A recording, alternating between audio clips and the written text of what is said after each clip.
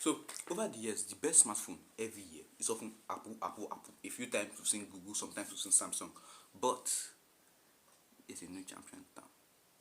Yes, everyone time saw it up at some point, and that new champion, to all of our surprise, is actually Infinix.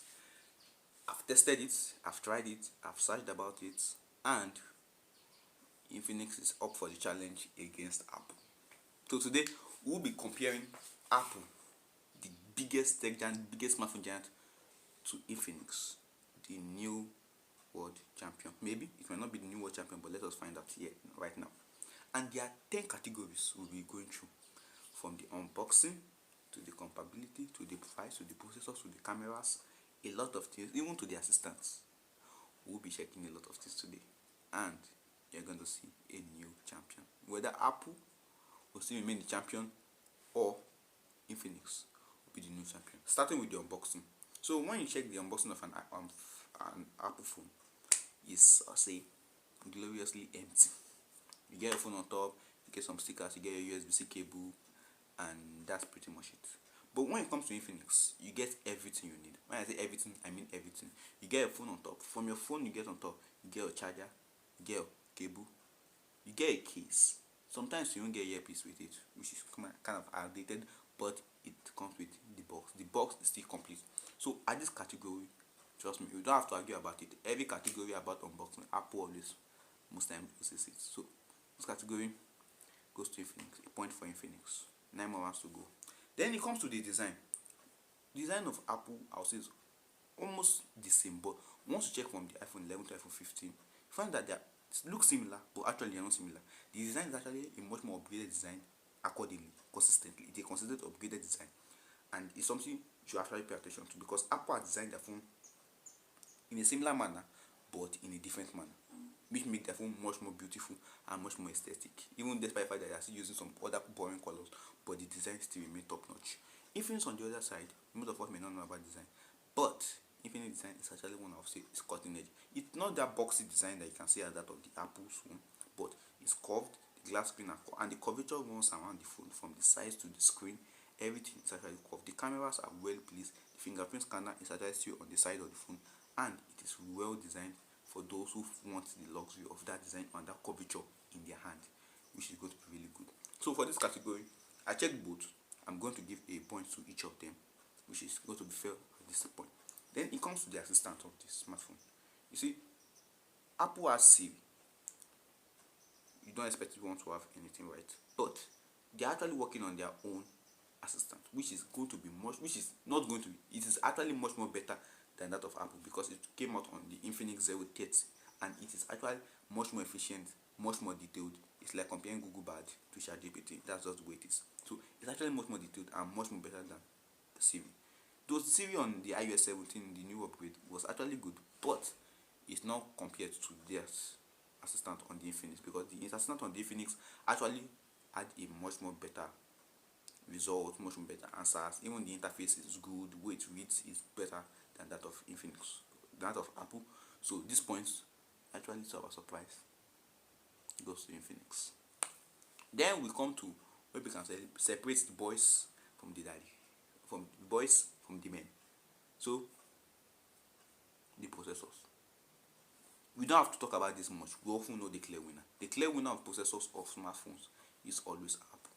That point goes to them. They're always the clear winner. Their processors are super fast. The processor of the iPhone 15 Pro Max is almost similar to that of the MacBook, which is so far a very good laptop. So you should know how fast and how powerful it will be compared to just a new champion that is just upcoming. So Apple actually adds that point. Then when it comes to camera, you see, camera is also one of the biggest things that people often talk about when talking about Apple phones. Their camera is really good, yes, but Infinix is something else. So on the iPhone 15 Pro Max, what do you get? The back camera, maximum 48 megapixel. The front camera, you get a 12 megapixel. But on Infinix, the back camera, you are getting over 160 megapixel, and at the front camera, to our surprise, you are getting a 50 megapixel camera, which is super clear and really, really insane. I mean, the pixels are, in fact, more, the pictures are sharper, more clearer than that of the iPhone. And but what actually I would say, what will make me give both credits each point, is the Apple often use AI, especially when it comes to when you want to click on focus. You can focus on what is on this is my picture, and you can focus on this socket that's actually behind me, and it will give a clear contrast and clear difference between both, which is actually good. You can take live photos, which is also really good. But Infinix on the other hand actually end the point because of how good their cameras are, how they bring in more light to make your picture more clear and give you that realistic look that you're actually expecting. The shutters are fast, the zoom is actually dope. You should actually try Infinix. So it points to both. When it comes to software also, software actually is runs on both. Both softwares are actually good. That of Infinix are using XOS, iOS. So one thing I often say, you can't compare both together. Reason because it's different code line, different code line. So I will give both a draw on this, but at the same time, both softwares are actually really good. Apple software is top notch, Infinix software is top notch since it's running on Google, but Infinix themselves have often designed more software to back up what they have and to give them a better look. Then one thing that will actually make Infinix a winner is the battery.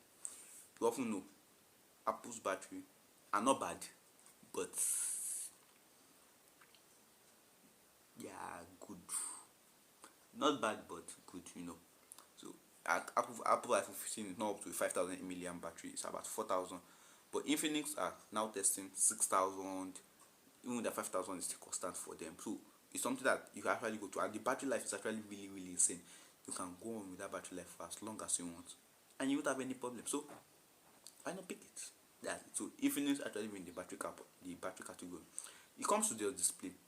Both displays are actually super bright. 120Hz display down to 1Hz display, which is going to be really, really good for when you are in an extremely bright place or when you are watching movies in a dark condition. So it's going to be good. So it points to both smartphones, and you can see, I'm not going to lie, it looks like as if Infinix is pulling ahead. But there are still two more categories for us to go. First is the compatibility. How compatible is it with things around you? Well, Apple has their own ecosystem, so you're going to compatible with anything in the Apple ecosystem. Infinix does not have their own ecosystem, but Google has, so it's going to compatible with everything Google has also. So looking at both, we don't have to question, we don't have to talk much about this. Both actually earn a point since Apple can move with everything in the Apple ecosystem, and it's difficult to move with something in the Android ecosystem.